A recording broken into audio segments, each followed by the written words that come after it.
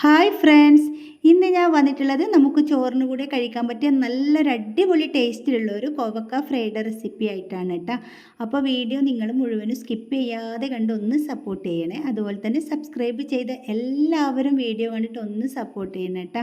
അപ്പോൾ ഈ ഒരു കോവക്ക ഫ്രൈ എങ്ങനെയാണ് തയ്യാറാക്കി എടുക്കുന്നതെന്ന് നമുക്ക് നോക്കാം. അപ്പം ഞാൻ ഇതവിടെ 200 ഗ്രാം കോവക്ക നല്ലതുപോലെ കഴുകി വൃത്തിയാക്കി എടുത്തതിന് ശേഷം ഇതുപോലെ ഒന്ന് കട്ട് ചെയ്തെടുത്തിട്ടുണ്ട്. ഒരു കോവക്ക 4 പീസായിട്ട് കേട്ടോ കട്ട് ചെയ്തെടുത്തിട്ടുള്ളത്. അപ്പോൾ കട്ട് ചെയ്യുന്നതൊക്കെ നിങ്ങളുടെ താല്പര്യത്തിനനുസരിച്ചിട്ട് നിങ്ങൾക്ക് കട്ട് ചെയ്തെടുക്കാവുന്നതാണ്. പിന്നെ ഞാൻ ഇതിലേക്ക് കുറച്ച് ഉപ്പ് ചേർത്ത് കൊടുത്തിട്ട് നന്നായിട്ടൊന്ന് മിക്സ് ചെയ്ത് കൊടുത്തിട്ടുണ്ട്. ഇനി നമുക്ക് കോവക്ക ഫ്രൈ തയ്യാറാക്കി എടുക്കാം. അപ്പം ഞാൻ ഇതവിടെ ഒരു പാത്രം സ്റ്റൗവിലേക്ക് വെച്ച് ഫ്ലെയിം ഓൺ ചെയ്ത് കൊടുത്തിട്ടുണ്ട്. ഇത് ചൂടായി വരുന്ന സമയത്ത് നമുക്കിതിലേക്ക് 1 ടേബിൾ സ്പൂൺ വെളിച്ചെണ്ണ ഒഴിച്ച് കൊടുക്കാം. അപ്പോൾ വെളിച്ചെണ്ണ തന്നെ എടുക്കാനായിട്ട് ശ്രദ്ധിക്കണം കേട്ടോ. നമുക്ക് ഇതുപോലുള്ള നാടൻ വിഭവങ്ങളെല്ലാം തയ്യാറാക്കുമ്പോൾ വെളിച്ചെണ്ണ തന്നെയാണ് നല്ലത്. അങ്ങനെ ഇതാ നമ്മുടെ വെളിച്ചെണ്ണ നന്നായിട്ട് ചൂടായി വരുന്ന സമയത്ത് നമുക്കിതിലേക്ക് 1/2 ടീസ്പൂൺ കടുക് ഇട്ട് കൊടുക്കാം. ഒപ്പം തന്നെ ഇതിലേക്ക് 1/2 ടീസ്പൂൺ ഉഴുന്നുപരിപ്പ് കൂടി ചേർത്ത് കൊടുക്കാം.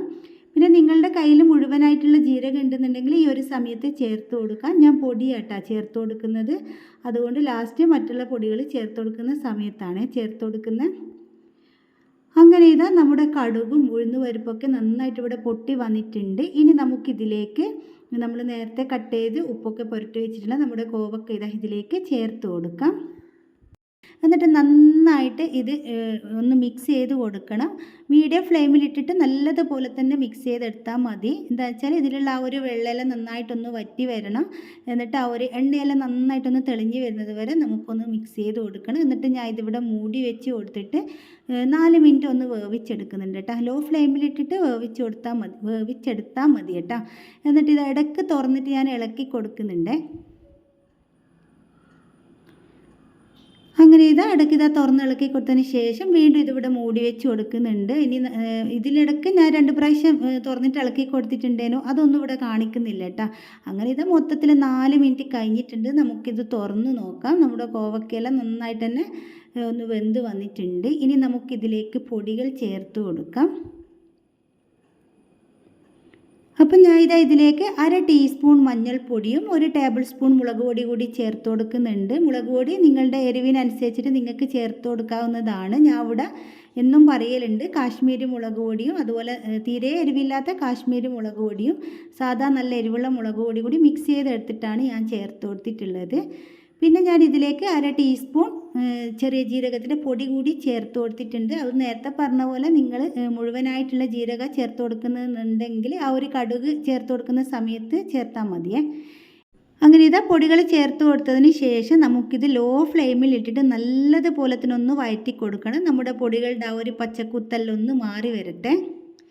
അപ്പോൾ എൻ്റെ വീഡിയോ നിങ്ങൾ ഇതുവരെ സബ്സ്ക്രൈബ് ചെയ്യാതെയാണ് കണ്ടിട്ടുണ്ടെങ്കിൽ ഒന്ന് സബ്സ്ക്രൈബ് ചെയ്ത് സപ്പോർട്ട് ചെയ്യണേ. അതുപോലെ തന്നെ നിങ്ങൾക്ക് വീഡിയോ കണ്ടുകൊണ്ടിരിക്കുന്ന സമയത്ത് ഇഷ്ടമാവുകയെന്നുണ്ടെങ്കിൽ അപ്പോൾ തന്നെ ഒന്ന് ലൈക്ക് ചെയ്യാനും മറക്കരുത് കേട്ടോ. അപ്പോൾ ഈ ഒരു സമയത്ത് തന്നെ ലൈക്ക് ചെയ്തോട്ടാ. പിന്നെ കുറച്ച് കഴിഞ്ഞിട്ട് ചെയ്യാമെന്ന് വിചാരിച്ചാൽ അങ്ങ് മറന്നു പോകും. അങ്ങനെ ഞാൻ ഇതിവിടെ നന്നായിട്ട് മിക്സ് ചെയ്ത് കൊടുത്തതിന് ശേഷം വീണ്ടും ഇതിവിടെ മൂടി വെച്ച് കൊടുക്കുന്നുണ്ട്. ഒരു 2 മിനിറ്റ് നമുക്ക് ലോ ഫ്ലെയിമിൽ ഇട്ടിട്ട് ഒന്ന് വേവിച്ചെടുക്കണം. അങ്ങനെ 2 മിനിറ്റ് കഴിഞ്ഞിട്ടുണ്ട്. നമ്മുടെ കോവക്കയിലേക്ക് നന്നായിട്ട് ആ ഒരു മസാലയെല്ലാം പിടിച്ച് നന്നായിട്ടൊന്ന് ഫ്രൈ ആയി വന്നിട്ടുണ്ട്.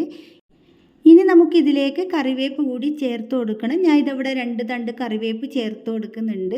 കറിവേപ്പ് നിങ്ങൾ എത്രത്തോളം ചേർക്കുന്നതെന്ന് വെച്ചാൽ അതിനനുസരിച്ച് നല്ല അടിപൊളി സ്മെല്ലും ടേസ്റ്റും ഒക്കെ കൂടും കേട്ടോ. അങ്ങനെ കറിവേപ്പ് കൂടി ചേർത്ത് കൊടുത്തതിന് ശേഷം വീണ്ടും ഞാൻ ഇതിവിടെ നന്നായിട്ട് മിക്സ് ചെയ്ത് കൊടുത്തിട്ടുണ്ട്. ഇനി നമുക്കിതിൻ്റെ ഫ്ലെയിം ഓഫ് ചെയ്യാം. അങ്ങനെ നമ്മുടെ കോവക്ക ഫ്രൈ ഞാൻ ഇതവിടെ ഒരു പ്ലേറ്റിലേക്ക് മാറ്റിയിട്ടുണ്ട്. നല്ല അടിപൊളി ടേസ്റ്റിലുള്ള കോവക്ക ഫ്രൈ ആണ്. അപ്പോൾ കോവക്ക വാങ്ങിക്കുന്ന സമയത്ത് ഇതുപോലെ നിങ്ങളൊന്ന് തയ്യാറാക്കിയിട്ട് അഭിപ്രായങ്ങളൊക്കെ കമൻറ്റ് ബോക്സിൽ അറിയിക്കാൻ മറക്കരുത് കേട്ടോ.